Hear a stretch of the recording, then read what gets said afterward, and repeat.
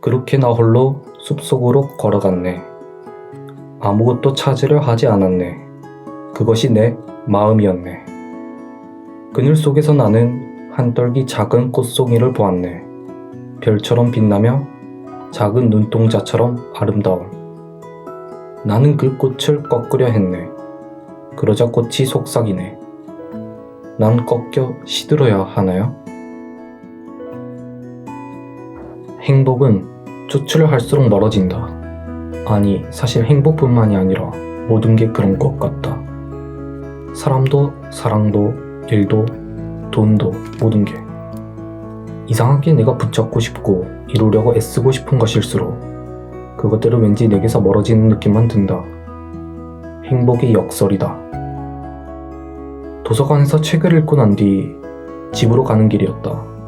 그때 무언가가 살랑살랑 내려오며 내 머리 위에 앉았다. 이게 무엇인가 싶어 손으로 집어들어 보니 다름 아닌 깃털이었다. 때마침 비둘기들이 구름을 향해 날아가고 있던 게 보였다. 보아하니 저놈들 중 하나의 깃털일 것이 분명했다. 비록 저 날아가는 비둘기를 잡진 못했지만 내 인생의 깃털이 머리에 우연히 내려앉은 적은 이번이 처음이었다. 가벼웠다. 인간은 무엇을 위해 사는가? 라고 물으면 대개 그 궁극적인 지향점은 행복일 것이다. 그것이 무엇을 이루고 무엇을 얻었든 간에 행복하지 않으면 아무 소용없기 때문이다. 그런데 행복이란 게 뭘까? 아니, 과연 인간은 행복해질 수 있는 걸까? 꽤나 많은 철학자들의 행복에 대한 논리는 다소 의아하다. 행복은 추구하는 개념이 아니라는 것이다. 무언가를 추구하게 되면 그것은 인간의 욕심으로 하여금 목적성을 띠게 된다. 그렇게 되면 무의식적으로 목적에 대한 대가를 기대하게 된다. 그것을 얻었으면 만족, 얻지 못했다면 불만족으로.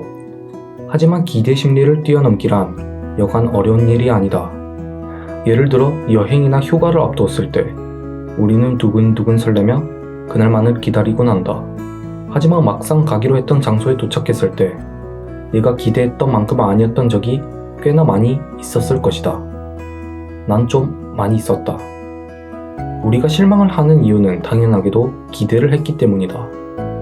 그런데 행복을 기대하게 되면 어떨까? 애초에 인간 개인이 통제할 수 있는 영역은 본인 인생에 있어서도 얼마 되지 않는다. 그렇다면 운이 좋지 않고서야 매번 실망감만 안고 살 가능성이 크지 않을까? 자기 자신에 대한 무력감은 한없이 커져갈 것이고 세상에 대해 비관적인 태도를 가지게 될 수도 있다. 그게 행복의 가장 무서운 점이다. 난 뿌리채 온통 그 꽃을 뽑아내어 집 옆에 예쁜 정원으로 옮겨왔다네.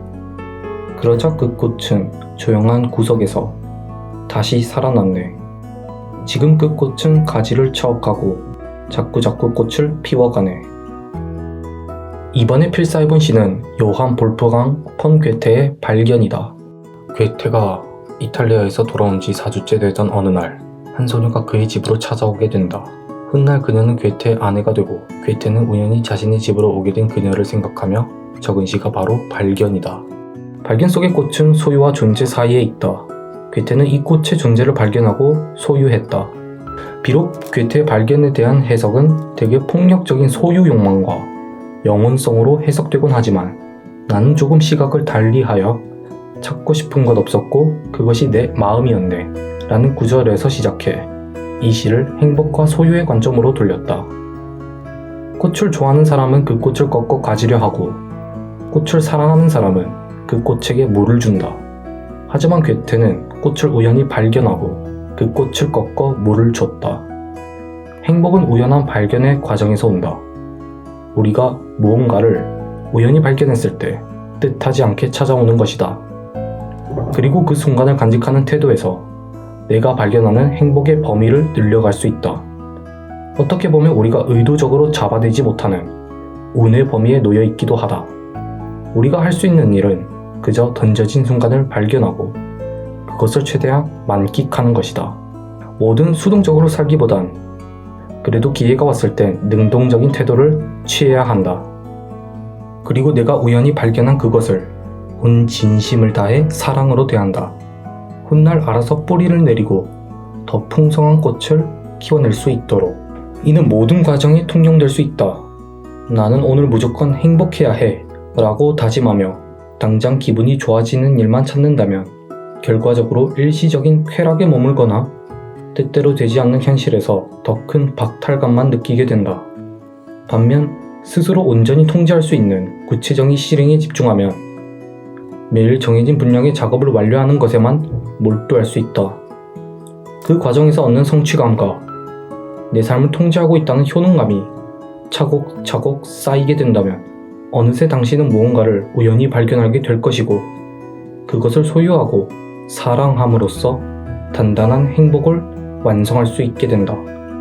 수천 년간 이어진 철학자들의 의아한 논리는 결국 행복이라는 추상적인 개념을 쫓는데 에너지를 낭비하지 말고 지금 당장 내가 통제하고 실행할 수 있는 현실의 구조를 만드는데 집중하라는 매우 현실적이고 구조적인 조언이다.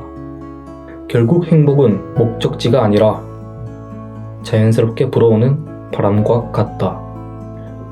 그러니 우연한 행복을 즉각적인 쾌락으로 소비해버리는 것이 아니라 괴테가 꽃을 뿌리채 캐내어 정원의 그늘진 곳에 옮겨 심었듯 소유란 내 마음대로 하는 것이 아니라 그것이 그것답게 존재하도록 돌보는 사유로 발전하듯 행운이 찾아온 그 상태를 존중하고 그것이 내 삶에 계속 머물 수 있는 행복을 만드는 것에 집중하자.